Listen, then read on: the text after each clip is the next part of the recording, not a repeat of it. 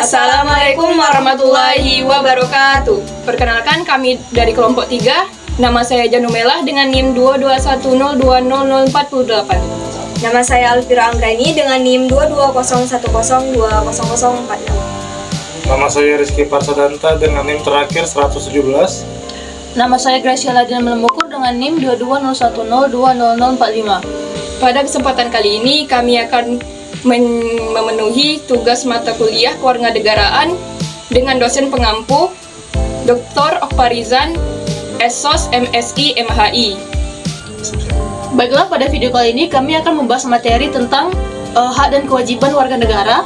Kami mengambil subtema pelanggaran hak cipta dengan studi kasus menonton situs streaming film bajakan. Kenapa kami mengambil kasus ini? Karena menurut kami isu ini adalah isu yang marak terjadi di era sekarang, yaitu era teknologi. Jadi kita langsung saja ke video pembahasannya.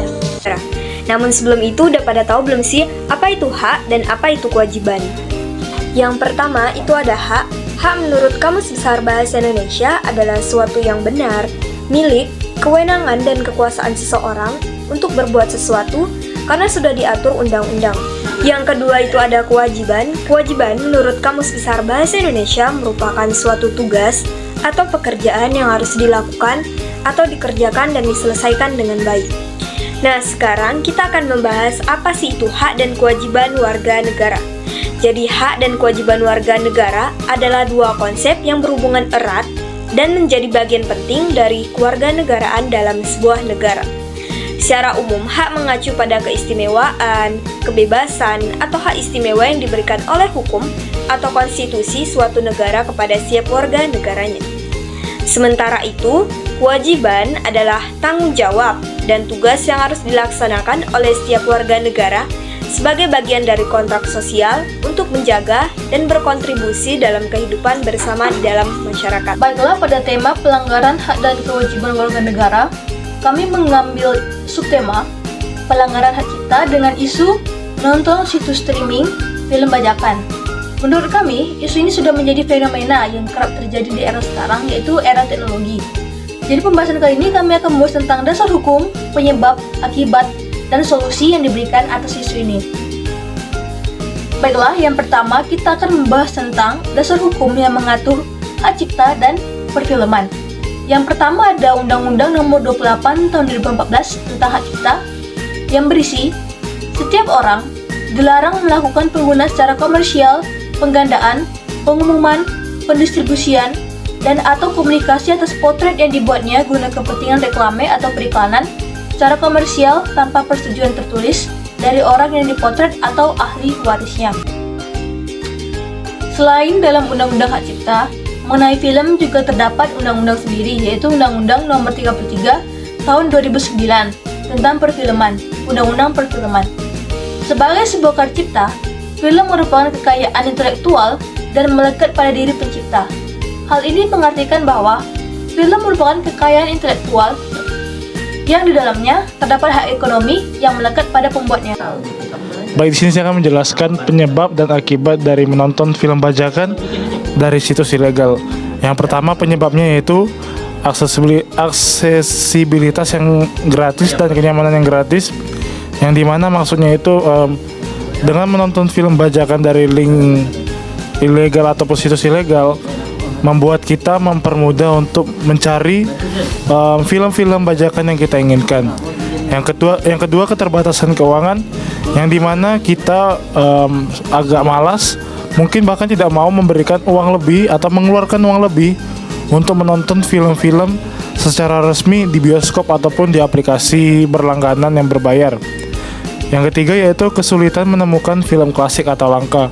Yang di sini banyak sekali film-film lawas ataupun film-film jadul yang lama yang tidak ditayangkan lagi di bioskop ataupun dimanapun. Tetapi dari link bajakan banyak disediakan film-film jadul, bahkan 10 tahun yang lalu pun film tersebut masih ada. Yang ketiga yaitu tidak adanya pembatasan geografis. Yang keempat, kurangnya kesadaran tentang konsekuensi hukum. Di sini pemikiran orang-orang yang ingin menonton film bajakan tersebut, di pikiran mereka itu tidak ada hukum-hukum yang mengatur tentang menonton film secara ilegal. Nyatanya ada undang-undang yang mengatur tentang menonton film secara ilegal dan wajib menonton film secara legal dan secara resmi. Baik, selanjutnya akibat, yaitu yang pertama pelanggaran hak cipta, yang kedua melanggar keberlanjutan industri kreatif, yang ketiga merugikan industri perfilman secara finansial, yang keempat meningkatkan resiko di keamanan digital, yang kelima mendukung kegiatan kriminal. Kesimpulan dari akibat ini ialah banyak sekali kerugian-kerugian yang akan dialami oleh pihak industri perfilman, terkhususnya secara finansial, secara keuangan, yang dimana sangat banyak uang-uang yang mereka gunakan untuk memproduksi satu film hingga boleh sampai miliaran rupiah, dan juga meningkatkan kemalasnya atau tidak maunya lagi pihak sutradara ataupun pihak industri kreatif untuk membuat film selanjutnya. Jadi disarankan kepada kita semua untuk menonton film secara legal dan resmi. Nah, untuk mengatasi penggunaan situs film ilegal, berikut adalah beberapa solusi yang dapat diimplementasikan. Saya akan melanjutkan penjelasan dari rekan-rekan saya sebelumnya yang sekarang kita tiba pada solusi. Yang pertama yaitu peningkatan kesadaran.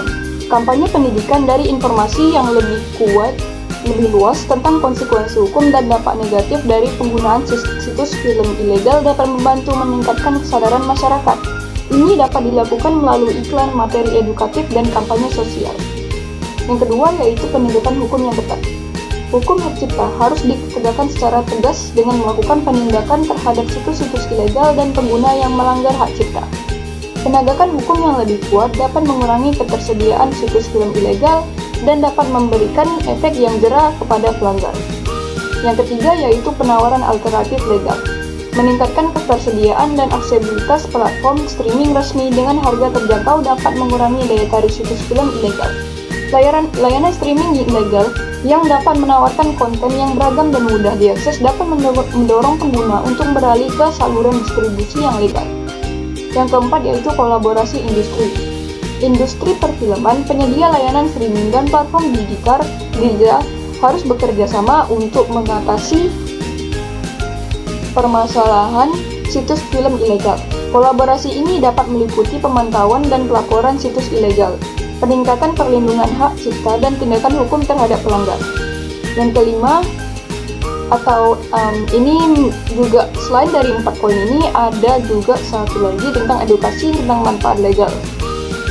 Nah, selain dari yang disebutkan tadi, mengedukasi masyarakat tentang manfaat dan menggunakan saluran distribusi film legal seperti dukungan langsung bagi pembuat film dan peningkatan kualitas konten dapat membantu mengubah perilaku pengguna dan mendorong mereka untuk beralih ke opsi yang legal.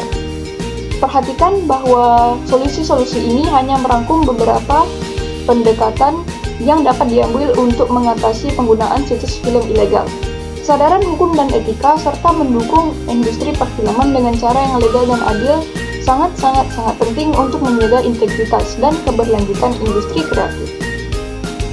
Nah, sekian dari penjelasan tentang solusi. Berikutnya kita beralih kepada platform-platform yang sering digunakan. Nah, berikut adalah 3 platform populer yang digunakan untuk film-film bajakan. Yang pertama yaitu IndoXXI. Banyak yang menggunakan situs ini untuk mengakses berbagai film-film ilegal. Yang kedua, Telegram. Telegram juga memiliki banyak sekali sumber-sumber film-film ilegal yang sering ditonton oleh pengguna. Yang ketiga yaitu LK21. Nah, ketiga-tiganya ini merupakan situs maupun aplikasi yang sering digunakan untuk film-film bajakan. Ini telah populer dan sayangnya banyak sekali yang telah menggunakan ketiga platform berikut. Tak hanya kepada ketiga platform ini, saya yakin banyak juga platform lain yang menggunakannya, namun ketiga ini merupakan platform yang paling populer digunakan sepanjang ini. Kesimpulan dari video kami ialah bahwa menonton situs streaming film bajakan itu merupakan suatu pelanggaran hak dan kewajiban warga negara berupa pelanggaran hak cipta, di mana kasus tersebut melanggar Undang-Undang Nomor 28 tahun 2014 yaitu tentang Undang-Undang Hak Cipta, dan yang kedua melanggar Undang-Undang Nomor 33 tahun 2009 tentang perfilman. Dua penyebab utama terjadinya kasus ini, yang pertama adalah keterbatasan keuangan, itu sudah pasti, dan yang kedua itu adalah tingkat kesadaran masing-masing individu itu di Indonesia masih sangat kecil. Solusi yang dapat diambil itu mulai dari diri kita sendiri. Kita meningkatkan kesadaran masing-masing individu bahwa menonton situs film bajakan itu merupakan suatu pelanggaran hak dan kewajiban warga negara. Selanjutnya, solusi yang paling penting ialah menyediakan situs yang legal, yang bersifat legal bukan ilegal. Sekian video dari kami, terima kasih dan Wassalamualaikum warahmatullahi wabarakatuh.